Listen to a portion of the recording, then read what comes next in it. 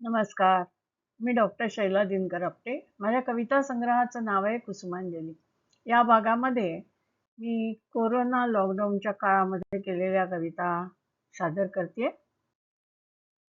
पहिली कविता आहे कोरोना लहानग्यांच्या चष्म्यातून.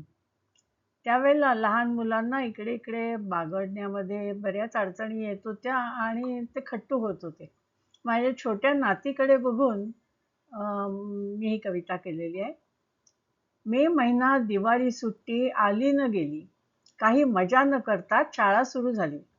आता परत येतोय मे महिना त्याच पावली, पोहणे खेळणे वाढदिवस सारेच विसरायला लावी. 6च्या आत घरात मग काय त्याची मजा. सवंगड्यांनो करू नका दंगा, हीच तर आहे सजा. कुठले क्लास असले तरी लगेच यायचे घरी. आता जून पासून शाळा सुरू होणार का तरी. शाळेचे दर्शन न घेताच पास झालो परीक्षा.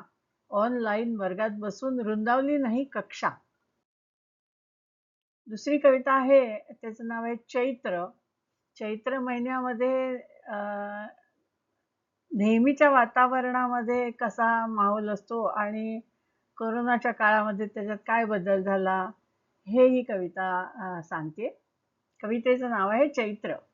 मराठी वर्षाचा पहिला महिना चैत्र, चैतन्याने न्हाऊन निघतो गात्र न गात्र.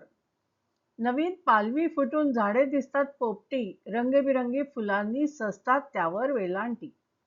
आंब्याचा सुवास पसरवतो मंद गंध, सोनचाफ्याची दळवळ देते धुंद सुगंध.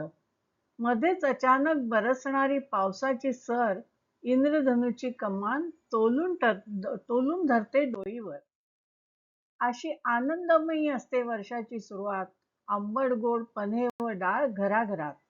यंदा नाही तो उत्साह व आनंदाची बरसात, उलट लॉकडाऊनची धास्तीच आहे मनामनात.